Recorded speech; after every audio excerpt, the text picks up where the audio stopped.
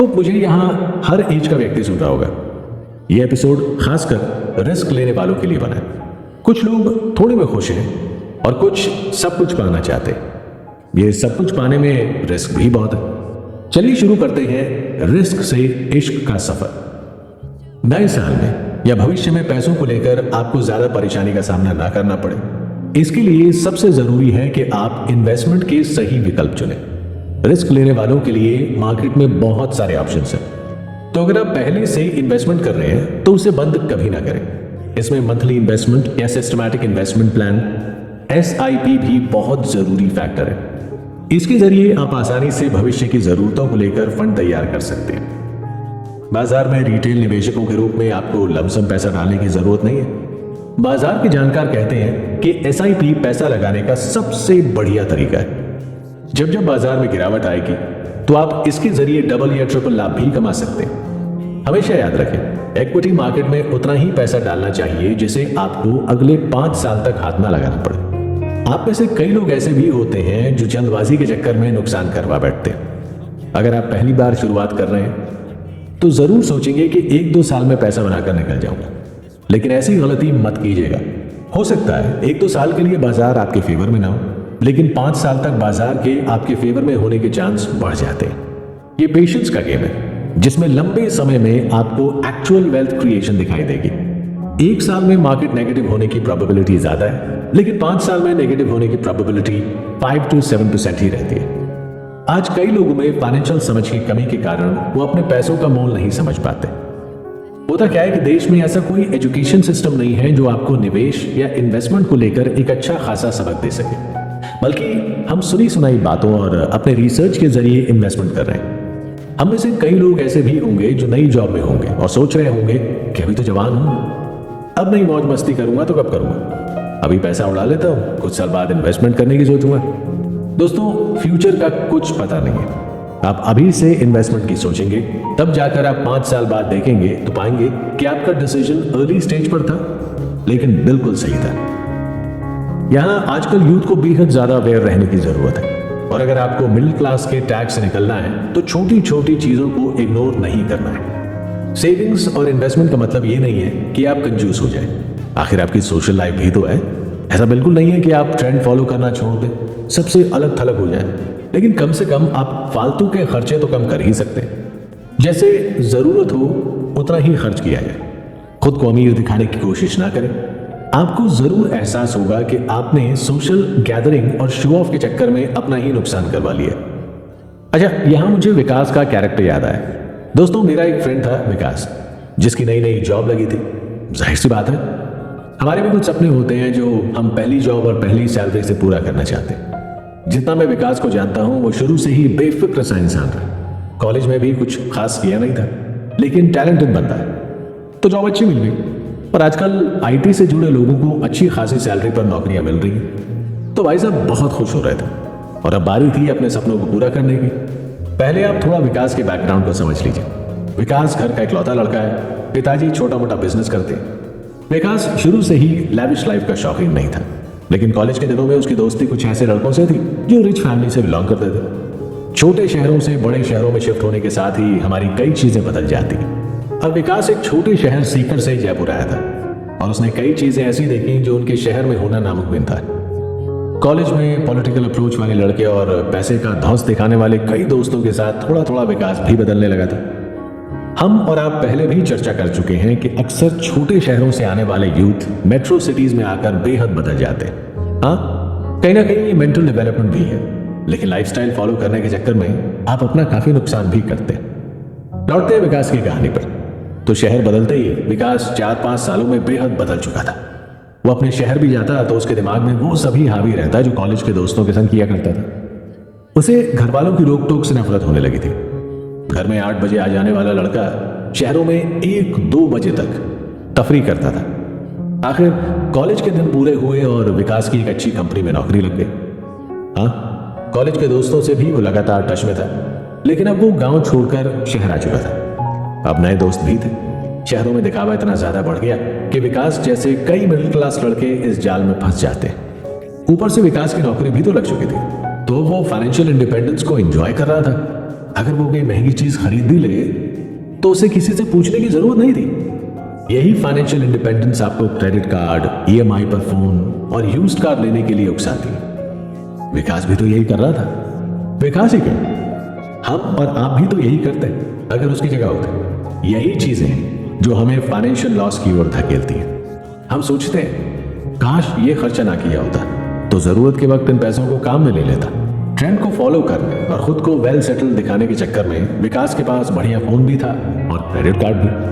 अब इन खर्चों और महीने के बिलों ने उसे ऐसा आदी बना दिया कि नौबत यह आ गई कि विकास को अपने घर से पैसे मंगवाने पड़ते थे। मैं कहता हूं आप बस इतना कीजिए कि कुछ छोटी छोटी चीजों का ध्यान रखिए, जैसे जितने कपड़े जरूरी हैं सिर्फ उतने ही खरीदिए। ऐसा ना हो कि आपकी क्लोजेट में 50% कपड़े ऐसे पड़े रहते हो जिनका आप यूज ही ना करते। बहुत महंगे फोन लेने की भी शुरू में जरूरत नहीं होती। अक्सर ईएमआई पर दिखने वाले फायदे बेहद नुकसान का सौदा होते हैं। आजकल 2 लाख में आने वाला फोन आपको 1200 रुपए में तो मिल रहा है, लेकिन आप उस लालच के पीछे छुपे पहाड़ जैसे लोन को कैसे चुकाएंगे। तो दोस्तों, हर साल कोई ना कोई नया फोन लॉन्च होता है। आप साल भर में अगर ईएमआई के जरिए फोन लेंगे तो कम से कम 3 साल तो चलाएंगे। इतने फिर कोई नया फोन मार्केट में लॉन्च हो जाएगा और फिर से आप ईएमआई के चक्कर में फंसते जाएंगे। इससे आपका ये नुकसान होगा कि आप अपने दोस्तों के बीच कूल तो कहलाएंगे लेकिन फाइनेंशियल मामले में फूल नजर आएंगे। आप 1 साल में उन 2 लाख के इन्वेस्टमेंट से कहीं ना कहीं अच्छा इंटरेस्ट ले सकते थे। तो अगली बार कभी महंगा फोन लेने का मन में आए तो मुझे धन्यवाद जरूर कहना। ये काम तो ठीक है, साथ ही साथ आप जितना हो सके कर्ज लेने से बचें। अब ये कर्ज की नौबत ही क्यों आए अगर हम अपने पैसे को सही इन्वेस्ट करें तो, और अगर आती भी है तो या तो वो बेहद जरूरी होगी या फिर आप किसी लग्जरी के लिए ये कर्ज ले रहे होंगे। यहां नेसेसिटी की बात है तो जरूर आप किसी हेल्थ इमरजेंसी के लिए उधार ले रहे होंगे। ऐसे में हमने पहले ही डिस्कस किया है कि ऐसी हेल्थ नीड्स के लिए आप इंश्योरेंस करवा सकते हैं, तो ये आगे बेहद फायदेमंद साबित होगा। इस दौर में जितना हो सके कर्ज लेने से बचें, क्योंकि अगर आप कर्ज लेते हैं तो आपको बाद में इसे लौटाना भी पड़ेगा। ऐसे में ये आगे चलकर आपके लिए प्रॉब्लम खड़ी हो सकती है। साथ ही किस्तों पर भी तब तक कोई सामान ना ले जब तक उसकी आपको बहुत जरूरत। पैसा बनाने के सबसे शुरुआती और कॉमन ऑप्शन इन्वेस्टमेंट से चर्चा शुरू की। चलिए इन्वेस्टमेंट के अगले ऑप्शन को समझते हैं। आपने केजीएफ के रॉकी भाई की लाइफ देखी है? आपको लगेगा कि मैं अचानक इन्वेस्टमेंट से रॉकी भाई पर क्यों आ गया। बात गोल्ड की हो या रॉकी का नाम ना आए, आजकल कोई भी बात समझनी हो तो फिल्म ही बनना पड़ता है। स्टॉक मार्केट से हटकर आज कई कंपनियां हैं जो गोल्ड और सिल्वर पर जमकर रिटर्न दे रही हैं। गोल्ड सिल्वर इन्वेस्टमेंट के हिसाब से बेहतर साबित होते हैं। मार्केट एक्सपर्ट्स लॉन्ग टर्म के हिसाब से इसे अच्छा ऑप्शन मानते हैं। खासकर दुनिया भर के शेयर बाजारों के उथल पुथल के बीच गोल्ड हमेशा अच्छा रिटर्न देता है। इसमें अपनी बचत का 15 से 25% ही इन्वेस्ट करके ज्यादा रिटर्न कमा सकते हैं। हाँ, इसके साथ साथ आपने म्यूचुअल फंड का नाम भी सुना होगा। वैसे तो ये सिस्टमैटिक इन्वेस्टमेंट ऑप्शन है। इसमें इन्वेस्टर पैसा डायरेक्ट ना लगाकर फंड मैनेजर के जरिए इन्वेस्ट करता है। इसमें आप हर महीने अपनी सेविंग के हिसाब से पैसा लगा सकते हैं। हर साल 12 से 15% तक रिटर्न मिल जाता है। इसमें भी थोड़ा रिस्क है क्योंकि ये भी स्टॉक मार्केट पर निर्भर होता है, लेकिन ये आपके रिस्क लेने की पावर पर भी निर्भर है। मैं ये नहीं कहता कि आपको रिस्क लेनी ही है, चाहे जो भी हो। मेरा मकसद आपको मिडिल क्लास के टैक्स से निकालने में मदद करना है। आपको कई ऑप्शन मिलेंगे जिनके जरिए आप अच्छा खासा पैसा कमा सकेंगे। इसके अलावा आप लो रिस्क वाले तरीके भी आजमा सकते हैं। आप आरडी अकाउंट में भी इन्वेस्ट कर सकते हैं। रिकरिंग डिपॉजिट में भी अच्छा रिटर्न मिलता है। इसके अलावा फिक्स डिपॉजिट का भी ऑप्शन बेहतर है। ध्यान रहे, सारा पैसा एफडी में ना लगाएं, क्योंकि अचानक जरूरत पड़ने पर अगर आप एफडी तोड़ते हैं तो आपको कम ब्याज मिलेगा। कभी कभी बैंक टीडीएस भी काटते हैं। हमेशा ध्यान रखें, सिर्फ सेविंग्स के चक्कर में अपना नुकसान न करें। आप नौकरी पेशा हो या बिजनेसमैन, अपनी सेविंग्स का करीब 25% लॉन्ग टर्म में इन्वेस्ट करें। लॉन्ग टर्म में पब्लिक प्रोविडेंट फंड और लाइफ इंश्योरेंस भी अच्छे ऑप्शन हैं। पीपीएफ में इस वक्त 7.1% और ईपीएफ स्कीम में 8.5% सालाना रिटर्न मिल रहा है। बड़ा नहीं तो छोटा इन्वेस्ट करें। मंथली इन्वेस्टमेंट से शुरुआत करें ताकि धीरे धीरे इसे आप अपनी आदत में डाल सकें। सबसे पहले आपको मंथली एक्सचेंज के लिए एक बजट तैयार करना चाहिए और मंथ एंड में उन खर्चों को कंपेयर करें कि आपने अपने बजट के हिसाब से कितना ज्यादा या कम खर्च किया। चाहे आप सिंगल हो या फैमिली लेकर चल रहे हो, आपको इसकी आदत डालनी होगी। भगवान ना करे कभी किसी को फाइनेंशियल क्राइसिस का सामना करना पड़े। लेकिन आपको इसके लिए भी तैयार रहना होगा। आपको अपने घर खर्च के लिए कम से कम 3 महीने के लिए जरूरी पैसा एक इमरजेंसी फंड में रखना चाहिए। ये फंड आप बैंक के सेविंग अकाउंट या म्यूचुअल फंड के लिए लिक्विड फंड में बनाकर रख सकते हैं। इस फंड का इस्तेमाल सिर्फ इमरजेंसी में ही करने की कोशिश करें। अब सबसे पहला सवाल तो यही उठता है कि इन्वेस्टमेंट की जरूरत ही क्या है? कोई और तरीका भी होगा जिससे पैसा डबल किया जा सके। ज्यादातर इंडिपेंडेंस या मैं कहूं मिडिल क्लास लोग अक्सर यही कहते हैं कि इन्वेस्टमेंट करके क्या करेंगे, हम तो चले जाएंगे और बच्चे ऐश करेंगे। वो ये नहीं सोचते कि अगर उनके माँ बाप ने यही सोचा होता तब उनका क्या हुआ होता। हाँ, चाहे उस वक्त इन्वेस्टमेंट की इतनी अवेयरनेस नहीं थी, लेकिन कई पुराने सिस्टम पर गौर करेंगे तो पाएंगे हमारे से पिछली पीढ़ी ने जमीन या किसी न किसी पुराने मेथड के जरिए इन्वेस्ट जरूर किया होगा। बदलती जरूरतों और नए ट्रेंड्स ने ज्यादा बचत करने की परंपरा को आगे बढ़ाया है। कहते हैं ना, कमाने वाले को मालूम होता है पैसा कैसे कमाया जाता है, बैठकर खाने वाले इसे हाथ का मैल कहते। चलिए आगे बढ़ते हैं और इन्वेस्टमेंट के इस टॉपिक को समझते हैं। मान लीजिए कि आप 50,000 रुपए हर महीने कमाते हैं और 30,000 रुपए आपका महीने का खर्च है और आपकी मासिक बचत तकरीबन 18,000 से 20,000 रुपए होती है।